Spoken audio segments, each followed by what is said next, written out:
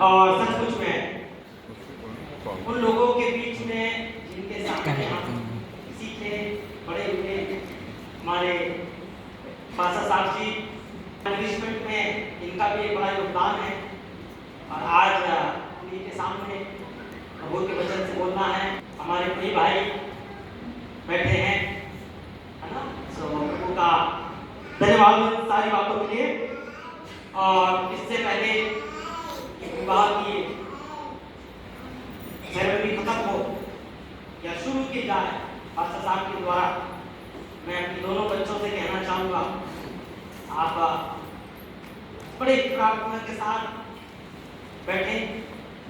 जितने लोग यहाँ आए हैं वो भी बड़े ही प्रार्थना के साथ बैठे, ताकि सचमुच में ये जो वैवाहिक कार्यक्रम है एक इतिहास को रचे। हालेलुया। ये एक जोड़ा सचमुच में एक ऐसा नमूना पेश करे जिससे परमेश्वर को बड़ी महिमा मिले। आमीन। तो आइए हम जल्दी से खुदा के कलाम की तरफ जाएंगे और निकालेंगे एक वचन। हम सबको बहुत अच्छी तरीके से पता है, वचन संहिता 127 और उसकी पहली आयत।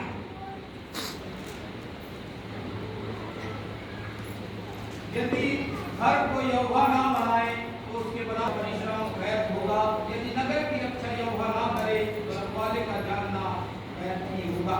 हालेलुया। हालेलुया।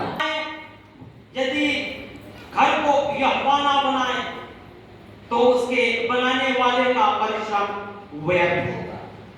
मेरे प्रियो, ये आयत पढ़ने में प्लेनली जब इसको पढ़ते हैं तो बहुत ही सिंपल सा आयत नजर आता है, लेकिन मैं आपको बताना चाहता हूं इस अकेली आयत के ऊपर ही सारी मसीहत टिकी हुई है। हालेलुया। लिखा है कि अगर यहोवा घर को ना बनाए, आज थोड़े देर के बाद पास्टर साहब जो भी रिचुअल्स है उसको कर करके इनको एक फैमिली बनाने वाले हैं। वो एक विधि विधान के हिसाब से जो कुछ भी वो करेंगे वो होने वाला है। लेकिन मैं इन बच्चों से कहना चाहता हूं कि क्या बच्चों, आपने इस विवाह की बहुत सारी तैयारी की है, बहुत सारी योजनाएं आपने बनाई है। कितने रंग बिरंगे बच्चे ये सब दिखाई दे रहे हैं, फ्लावर गर्ल्स और है ना, सब कुछ, ये सब कुछ आपने किया है। लेकिन मैं आपसे एक सवाल ये पूछना चाहता हूं कि क्या जिस तरह आपने ये सारी योजना बनाई है उसी तरह घुटनों में आकर के आपने प्रभु के सामने ये बात की है कि प्रभु, हमारा ये जो परिवार बनने वाला है इसका निर्माता तू हो जा। हालेलुया। क्योंकि अगर यहोवा नहीं बनाएगा, अगर यहोवा इस घर को नहीं बनाएगा तो ये घर सक्सेसफुल हो सकता है। सांसारिक दृष्टि से ये घर सक्सेसफुल हो सकता है। संसार में बहुत सारे ऐसे घर हैं, नॉन क्रिश्चियन के घर हैं जो आज सक्सेस हैं। लेकिन मैं आपसे जिस घर की बात कर रहा हूं वो एक ऐसा घर है जो पूरे चर्च के लिए आशीषित होता है, जो पूरे इलाके के लिए आशीषित होता है। मैं प्रभु के दास को सुन रहा था, एक जो घर होता है वो पूरे समाज को बेहतर बनाने की इकाई होती है। हालेलुया। समाज को बेहतर बनाने की जो इकाई है, जो यूनिट है, वो एक घर होता है, एक परिवार होता है। और अगर आज आप अपने घर को जो बनने वाला है, जो हम परमेश्वर के हाथ में देंगे, और निश्चित तौर पर जब आप पूरी तरीके से यहोवा परमेश्वर पर डिपेंड करेंगे, तो मैं यकीन के साथ, बड़े विश्वास के साथ कह सकता हूं कि आपका घर भी एक ऐसा घर होगा जो अपनी कलीसिया के लिए एक नमूना होगा, अपने इलाके के लिए एक नमूना होगा, अपने इस शहर के लिए एक नमूना होगा और अपने इस जिला के लिए एक नमूना हो सकता है। हालेलुया।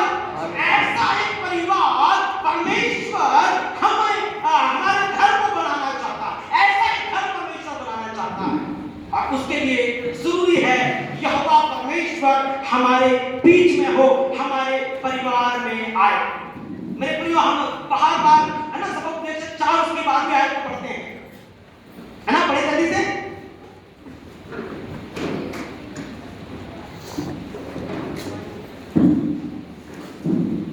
अच्छा बात। यदि कोई अकेले पर प्रबल हो, परंतु दो उसका सामना कर सकेंगे। हाँ। जो डोरी 3 धागे से बटी हो, हाँ। जल्दी नहीं टूटती। हालेलुया। हालेलुया। जो डोरी 3 तारों से बंधी होती है वो जल्दी नहीं टूटती। एक डोरी है, दूसरी डोरी है और निश्चित तौर पर तीसरी डोरी यहोवा परमेश्वर को होना चाहिए। हालेलुया।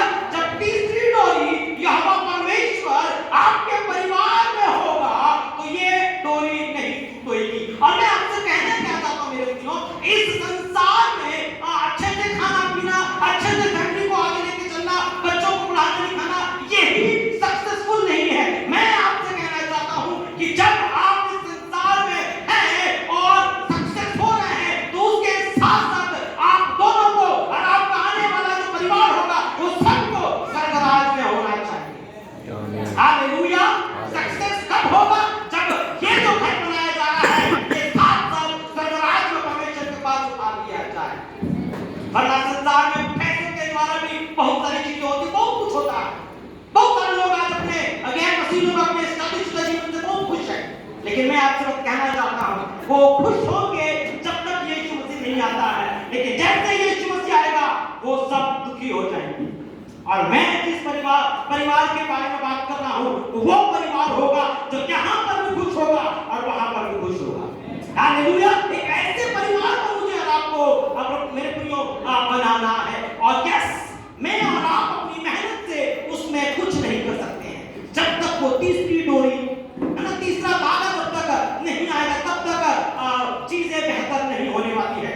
मैं जब कल एक जगह हम और एक शादी में थे तो वहां पर तात्कालीन प्रीचिंग का एक प्रोग्राम मैंने रखा था, तो उस पर मुझे बात करने का मौका मिला। तो मैंने एक बात वहां पर कही मेरे प्रियो कि जब काना नगर में यीशु मसीह उस विवाह पर गए, इससे पहले कि यीशु प्रभु ने चमत्कार किया, बाइबल बताती है कि यीशु और उसके चेलों को वहां पर निमंत्रण दिया गया था। वही मैं थोड़ी देर पहले पूछ रहा था, आपने अपने सारे रिश्तेदारों को बुलाया है, पास्टर साहब ने मुझे ही बुलाया है ना, बहुत सारे लोग, बहुत आपके डियर वन सब यहां पर आए हैं। क्या आपने यीशु मसीह को बुलाया? क्या यीशु मसीह आपके इस परिवार में जो बनने वाला है इसमें आपने उसको बुलाया है? हो सकता है इस शादी में आप बहुत एंजॉय करेंगे, बहुत कुछ अच्छा होगा, कंपैरेटिवली दूसरी शादियों से आप बहुत एंजॉय करेंगे शादी को। लेकिन मैं आपसे एक ही बात पूछना चाहता हूं, how long that Joy will remain, कब तक वो आनंद रहेगा? लेकिन अगर यीशु मसीह आपकी शादी में है, यीशु मसीह अगर आपकी शादी में मौजूद है तो याद रखें, निश्चित रहे, इस बात से निश्चित रहे, ये शादी आपकी आगे तक अनंत काल तक हालेलुया आनंदित और खुशहाल रहेगी अगर यीशु प्रभु आपकी शादी में मौजूद है। इससे पहले कि यीशु ने उस पानी को दाखरस में बदला, उसके पास न्योता गया था। और मैं आपसे पूछना चाहता हूं कि क्या इन सारी तैयारियों के मध्य आपने यीशु को बुलाया कि प्रभु आइए और हमारे इस परिवार को बनाइए, आइए प्रभु और हमारे परिवार को बनाइए? क्योंकि अगर वो नहीं बनाएगा फिर चाहे आप दुनिया का सबसे बड़ा बिशप को बुला ले, दुनिया के सबसे बड़े पादरी को बुला ले, कोई भी आता है, अगर परमेश्वर नहीं बनाता है और कोई मनुष्य अगर बनाता है तो you are not going to be a successful couple. आप एक बहुत ही कामयाब कपल नहीं होने वाले हैं। फिर मैं कामयाबी का मतलब क्या बता रहा हूं, जो इस धरती पर भी खुश रहे और यहाँ के बाद आसमान में भी प्रभु के साथ उठाए जाए। एक ऐसा परिवार परमेश्वर मुझे और आपको बनाना चाहता है मेरे प्रियो। और जैसे है ना 3 धागे वाली जो डोरी वाली बात हमने पढ़ा, फिर से पढ़ो सिस्टर। यदि कोई अकेले पर प्रबल हो तो हो, परंतु दो उसका सामना कर सकेंगे। जो डोरी 3 धागे से बटी हो वह जल्दी नहीं टूटती। यस, आपको 3 धागे वाली डोरी में रहना है। एक डोरी आप, एक डोरी बिटिया और तीसरी डोरी या परमेश्वर की हवा परमेश्वर। आज मुझे रात को उसकी मौजूदगी चाहिए। अब यीशु मसीह जब उस शादी में मौजूद है, उसका रोल है कि वो आपके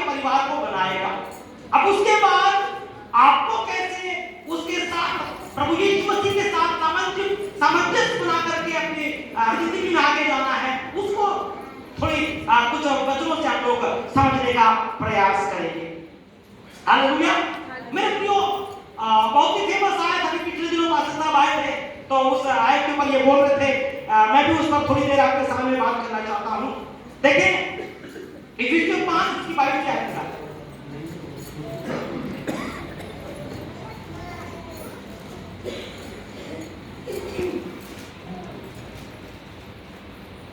हे पत्नियों, अपने अपने पति के अधीन रहो, हाँ। प्रभु के। यस, पत्नियों को अपने पति के ऐसे अधीन रहना है जैसे प्रभु के, जैसे प्रभु के। जैसे मैं और आप प्रभु के अधीन रहते हैं, वैसे ही पत्नियों को अपने पति के अधीन रहना है। अब क्यों अधीन रहना है, इसके ऊपर मैं 2-3 आयत आपके सामने बताऊंगा। ठीक है, इसके लिए हम 2-3 आयत को देखेंगे। सबसे पहले उसकी 23 आयत पढ़ते हैं, उसी के आगे वाले आयत। क्योंकि पति पत्नी का सिर है, हाँ, जैसे कि मसीह कलीसिया का सिर है, हाँ। और स्वयं की देह का उद्धार करता है। Hallelujah, hallelujah, hallelujah. आज पत्नी को अपने पति के इसलिए अधीन रहना है जिस तरह यीशु प्रभु अपनी कलीसिया का उद्धार करता है, वैसे पति अपनी पत्नी के लिए उसका उद्धार करता है। हालेलुया। यहाँ पर क्लियरली लिखा है कि जैसे मसीह अपनी कलीसिया का उद्धार करता है, वैसे ही पति अपनी पत्नी का उद्धार करता है। और आपको अगर एक अच्छा जीवन जीना है, अगर आप एक अच्छे जीवन जीने की सोच रखते हैं, तो आपको अपने उस उद्धारकर्ता यानी अपने पति के साथ एक वैसा ही अधीनता वाला जीवन जीना है जैसा प्रभु आज हमें सिखाना चाहते हैं। अधीनता जरूरी है, अधीनता जरूरी है। मेरे और आपके जीवन में आज अधीनता बहुत इंपॉर्टेंट है।